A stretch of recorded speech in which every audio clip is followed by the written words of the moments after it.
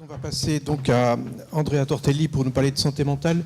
Le temps que Andrea s'installe, j'ai omis de me présenter tout à l'heure. Je suis infectiologue, je pilote un service de maladies infectieuses et tropicales à l'hôpital Avicenne en Seine-Saint-Denis, mais qui dépend de l'assistance publique.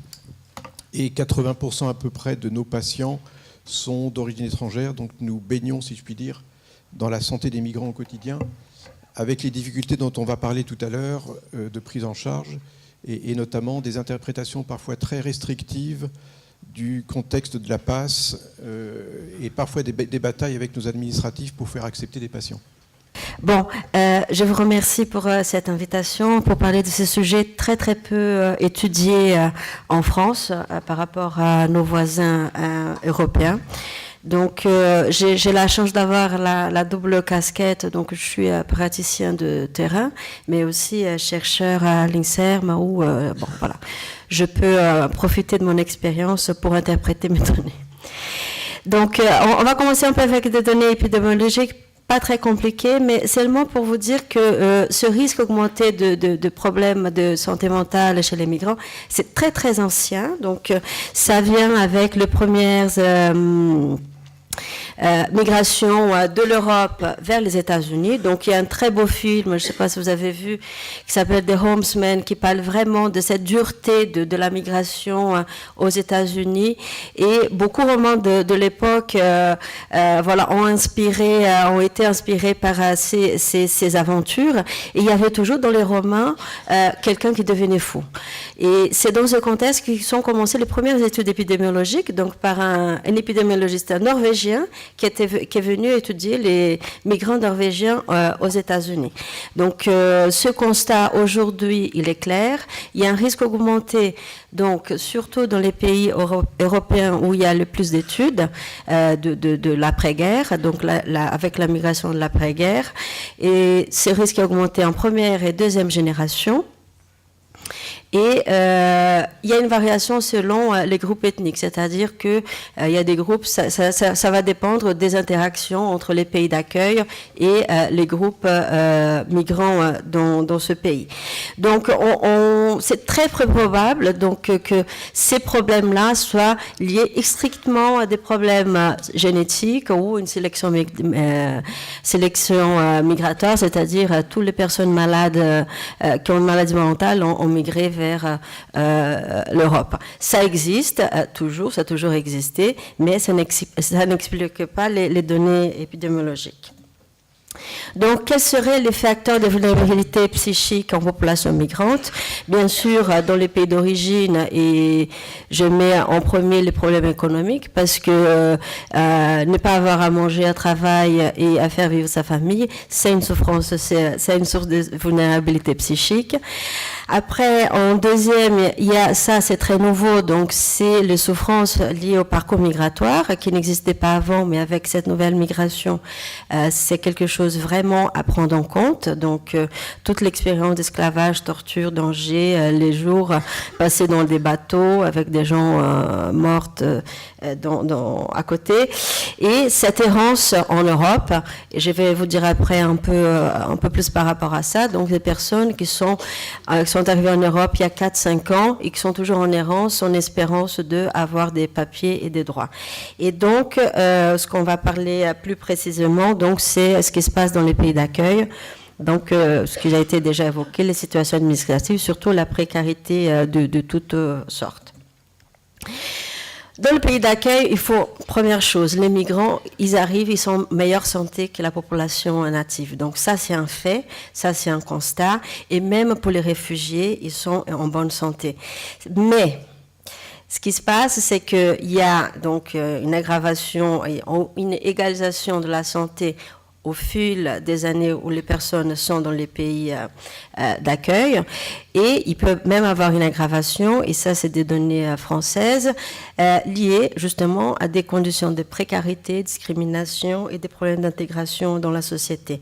Donc tout ça, ça va amener à une vulnérabilité psychique importante qui vient du pays d'accueil. Quelques données, j'ai pas mis beaucoup de références, mais de toute façon, il y a très peu d'études, elles sont très récentes, les études en France sur la santé mentale des migrants, mais il y a déjà des constats, donc des taux de prévalence, donc ça veut dire dans la population générale, le nombre de personnes qui sont malades, une prévalence importante, plus importante chez les migrants, des psychoses et d'autres troubles psychiatriques.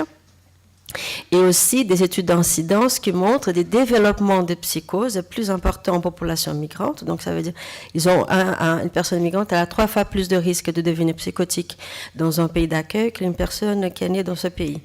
Il y a une variation du risque selon les origines. Donc par exemple les personnes d'origine de l'Afrique subsaharienne sont celles qui sont le plus à risque. Mais quand on compare les conditions de vie socio-économiques de ces populations, on voit très bien que ce risque disparaît à partir du moment où on a des bonnes conditions de vie. Donc, c'est-à-dire que le risque environnemental, social, il est plus important que le risque migratoire. En population spécifique, donc je vais citer le COMED qui travaille aussi avec des demandeurs d'asile. On parle beaucoup du stress post-traumatique et bien sûr c'est normal, mais il y a autant de troubles dépressifs, anxiogènes, de troubles du sommeil qu'il faut être traités. Ça, c'est des données la FEANTSA, j'oublie toujours de dire tout, mais c'est la Fédération européenne pour les personnes sans abri et qui montre, donc il y a une étude qui a été, un rapport qui a été publié récemment, qui montre clairement que le nombre de personnes dans la rue a augmenté, donc la proportion des migrants dans la rue, elle est beaucoup plus importante que des non-migrants, dans toute l'Europe, et cette augmentation, elle est clairement associée aux politiques de migration et d'intégration dans les pays d'accueil. Une deuxième donnée, donc c'est l'étude Samantha qui est maladie mentale, qui a été faite en 2009 sur la prévalence de maladies mentales en population sans abri à Paris. Nous, on a repris un peu ces données et on a comparé les populations migrantes et non migrantes.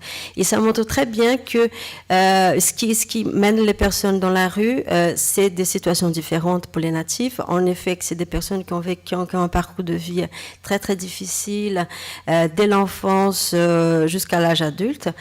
Et donc, ils vont présenter des maladies beaucoup plus importantes, beaucoup plus lourdes, c'est-à-dire psychose, troubles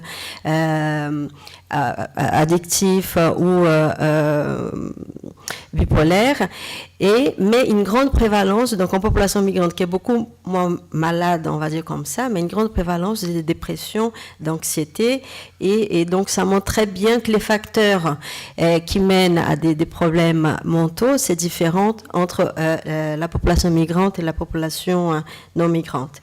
Et enfin, donc l'étude en femmes aussi, qui c'est sur des personnes hébergées, des personnes hébergées, donc qui sont constituées pour la plupart des personnes migrantes, une grande souffrance donc chez les femmes, des taux très très élevés de dépression et des conséquences aussi sur leurs enfants.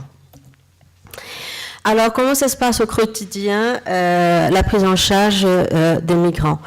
Donc, il y a 3 situations différentes. Donc, la première, c'est, on va dire, l'associatif et la sectorisation psychiatrique.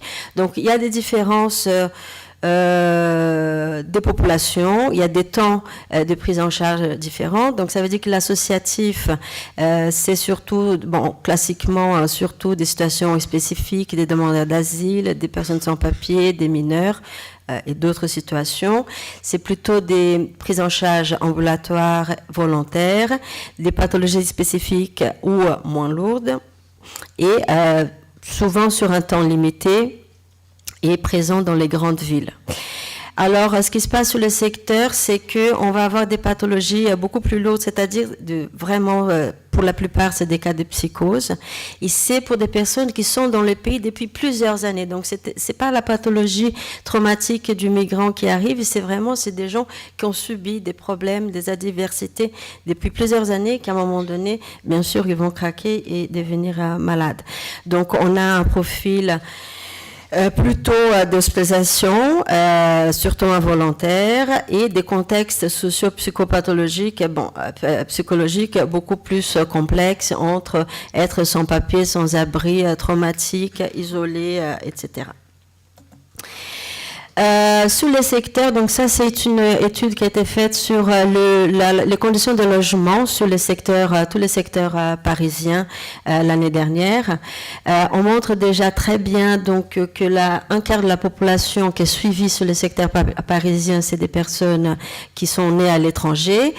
Et ça, donc ça c'est la proportion dans chaque arrondissement. Et je peux vous garantir que c'est beaucoup plus importante n'importe quel arrondissement, la population des migrants que la population non migrants qui vit dans ce quartier.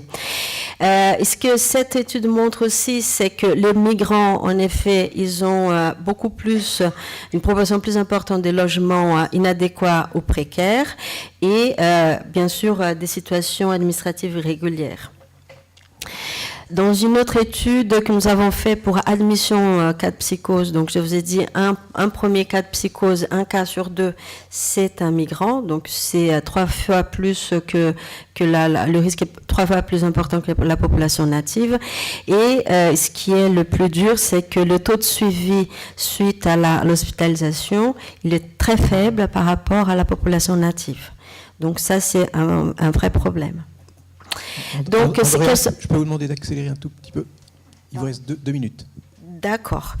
Donc, les enjeux de la prise en charge à l'hôpital, en effet, ça va être une prise en charge très parasitée par des problèmes socio-administratifs, parfois d'origine culturelle et d'explication sociale sur les problèmes. Toujours la suspicion, quels sont les bénéfices secondaires, il veut des papiers, il ne veut pas des papiers, et surtout les conséquences, c'est-à-dire un suivi compromis. C'est des gens qui sont isolés, qui n'ont pas un toit, et qui n'ont pas vraiment la priorité de se faire soigner sur le plan psychique, alors qu'ils ont besoin de manger, avoir de l'argent et un toit. Donc la troisième et dernière situation, donc c'est la situation qu'on vit actuellement, c'est les nouveaux arrivants, on va dire comme ça, et qui c'est une population très très différente de celle qu'on a suivie jusqu'à maintenant sur le secteur psychiatrique. Donc des personnes, donc ça c'est des données qui ont été recueillies par l'Observatoire de SAMU social au camp de la Chapelle pour les nouveaux arrivants. Donc c'est des données sur 1 an. On voit très bien que c'est une population qui ne parle pas français, qui ont donc été témoins au subi des violences, très isolés. Donc, c'est parcours très important en Europe, en moyenne 4 pays traversés, un temps de parcours très très important. Et beaucoup de personnes donc se disent avoir des problèmes de santé, mais après la migration. Donc ça veut dire qu'ils vont développer au fur et à mesure des problèmes de santé. Donc énormément prévalence de troubles de sommeil, dépression, prescrit pas mal dans cette consultation, PTSD, somatisation, psychose. Tout ça, c'est très sous-évalué parce que ça, c'est basé sur un premier contact. Donc, ça veut dire que c'est des personnes qui sont volontaires, qui acceptent de voir un psychiatre et que la moyenne du séjour dans les centres, c'est de 10 jours. Donc, c'est des personnes, c'est très, très ciblé. Donc, ça veut dire que les dégâts, il est beaucoup plus important. Donc, quels sont les enjeux maintenant pour la prise en charge de cette population? Très rapidement. C'est le dernier. C'est la continuité des soins, c'est-à-dire comment maintenant, une fois qu'on a fait le diagnostic, ils pourront accéder à des vrais soins. Il y aura une adhésion. Le barrage de la langue, comment on va faire? S'ils sont envoyés partout en France, consultation par téléphone, c'est très très compliqué. Et le risque à moyen terme, c'est-à-dire comment à moyen terme on pourra évaluer et orienter ces personnes qui n'ont pas été diagnostiquées en première ligne. Voilà. Fabuleux, merci beaucoup.